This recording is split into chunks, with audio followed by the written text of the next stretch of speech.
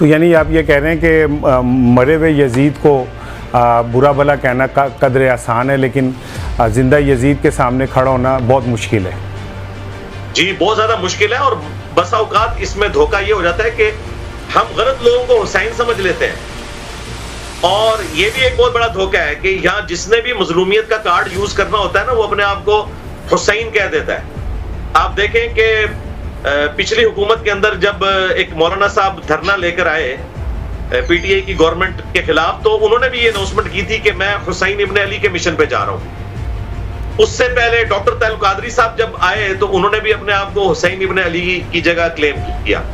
इसी तरीके से आज पीटीआई ज़ेर-ए-ताब आई हुई है तो वो अपने लीडर को हुसैन इब्न अली की जगह रख रहे हैं। हालांकि हुसैन इब्न अली का नाम लेते हुए, उनके मिशन की बात करते हुए इंसान को 100 दफा सोचना चाहिए, क्या हमारा किरदार, क्या हमारा कौलो फेल का तजाद इस काबिल है कि हम इतनी बड़ी हस्तियों के नाम ले रहे हैं। तो माजरत के साथ पाकिस्तान में कोई भी पॉलिटिकल लीडर इस काबिल नहीं है कि वो हुसैन का नाम भी ले। ठीक है, सब के सब लोग अपने वक्त की एस्टेब्लिशमेंट के गोद में बैठ के आते हैं, और जब एस्टेब्लिशमेंट इन्हें निकालती है तो ये नजरियाती हो जाते हैं, हुसैन बन जाते हैं। पहले ये यजीद का साथ दे रहे होते हैं खुद। बिल्कुल ठीक है। अच्छा सर, जैसे आपने कहा कि अपना किरदार में पहले वो ये पैदा करें, तो जो हुसैन का सबक है उस पे चलना किसी शख्स के लिए भी, चाहे उसका कैसा किरदार हो, अगर वो चल पड़े तो क्या हम ये पहले कहेंगे कि अपना किरदार पहले वैसा बनाओ फिर चलो, या अगर उसे अल्लाह हिदायत दे और उस रास्ते पे चल पड़े तो हम उसके माजी के ऊपर उंगलियां उठा के कहेंगे कि तुम इस रास्ते पे नहीं चल सकते? नहीं, माजी पे उंगलियां नहीं उठाएंगे, लेकिन जब तक वो अपने माजी के गुनाहों से एलानिया माफी नहीं मांगता ना, तो शरीयत की रूह से वो मुजरिम है। एलानिया गुनाह की माफी शरीयत में एलानिया है।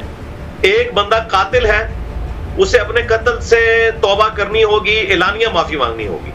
जब तक वो एलानिया माफी नहीं मांगता और कहता है जी माजी पे मट्टी डालो, तो इसका मतलब यह है कि वो अपने गुनाह को मानने की जुर्रत भी नहीं रखता।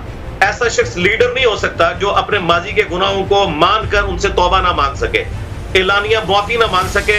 उसे इस काबिल भी समझना चाहिए कि वो लीडरशिप के ऊपर है। लीडर वो होते हैं जो अपनी गलतियों से माफी मांगते हैं, माजी में किए हुए गुनाहों के ऊपर पब्लिकली आके कहते हैं हमने गलत किया था, फिर आगे चलते हैं। और पाकिस्तान का सबसे बड़ा मसला ये है कि हमारा कोई भी लीडर, ना हमारी एस्टेब्लिशमेंट, ना हमारी अदलिया, सबसे बड़ा किरदार तो हमारी अदलिया का रहा है ना। माजी में हमेशा डिक्टेटर्स को लेजिटिमाइज इन लोगों ने किया है। आज इनके अंदर नजरियात आ गए हैं और हम समझते हैं कि बड़े नजरियाती हो गए।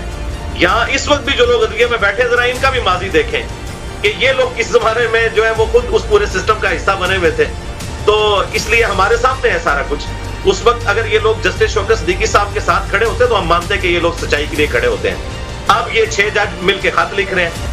अच्छा मिर्जा साहब, मैं तो चूंकि फ़लसफ़ा शहादत पे बात कर रहा था, लेकिन आप इस तरफ ले आए तो वैसे अपनी राय बार बार मुझे चूंकि लेके आ रहे हैं ना, तो मैं नहीं लेके आ रहा था, मैं तो नहीं लेके आ रहा था, मैं तो फ़लसफ़ा शहादत पे था। लेकिन अचानक ऐसा लगा कि आप, मुझे ऐसा लग रहा है कि आप इस सारे उसमें इस्टेब्लिशमेंट के साथ खड़े हैं और उनकी तर्जुमानी इनडायरेक्टली या डायरेक्टली कर रहे हैं, क्योंकि जो उनको चैलेंज कर रहे हैं आप उन सबको मातून कर रहे हैं।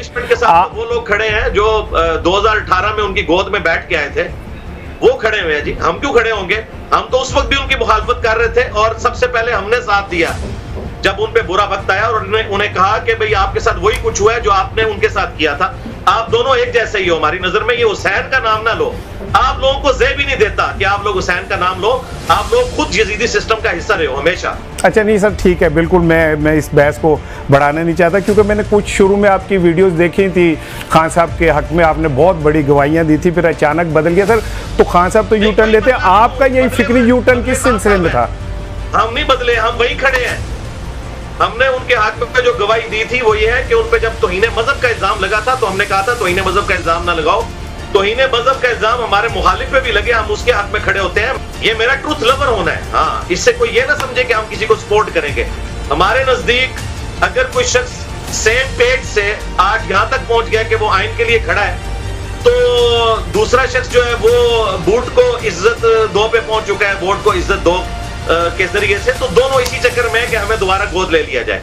हमें बड़े अच्छे तरीके से पता है हम किसी लीडर की मोहब्बत में अंधे नहीं है, अल्लाह के फजल से। नहीं ठीक है, बिल्कुल आप जैसे उलमा को चाहिए भी है ये कि वो हक सच की बात करें।